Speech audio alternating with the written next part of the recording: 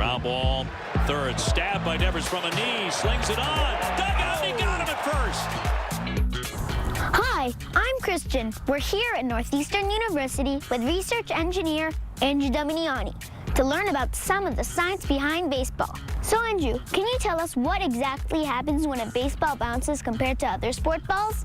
Absolutely. So the main difference is how high the ball bounces. So if I take this baseball and I drop it, you can see that it only bounces a little bit, right? But if I take this tennis ball, it bounces a little more. And if I take this racquetball, it bounces even more than that. But there's this squash ball, which barely bounces at all, maybe just about the same as the baseball. So compared to other sports, that's the big difference in terms of the bounciness of the ball, is that the baseball is really not that bouncy. What makes the baseball bounce?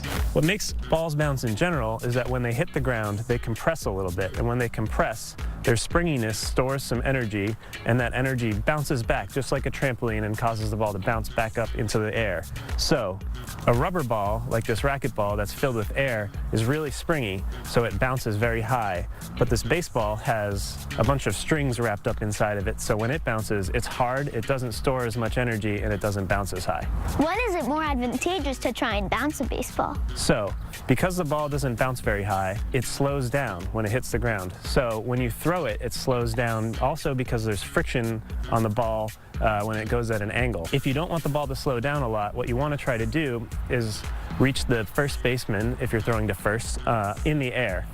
And a high chop to the middle of the diamond. Bogaerts gets it out there, throws on to first. Beautifully done to end this ball game. If you're very far away from the first baseman, you're going to have to throw it at a really high angle, and it's going to take a really long time to get there. So sometimes you want to try to skip the ball right against the ground. And so even though the ball loses speed when it gets there, the total path that the ball has to take is shorter, and it'll take less time, and you'll have a better chance of throwing out the runner.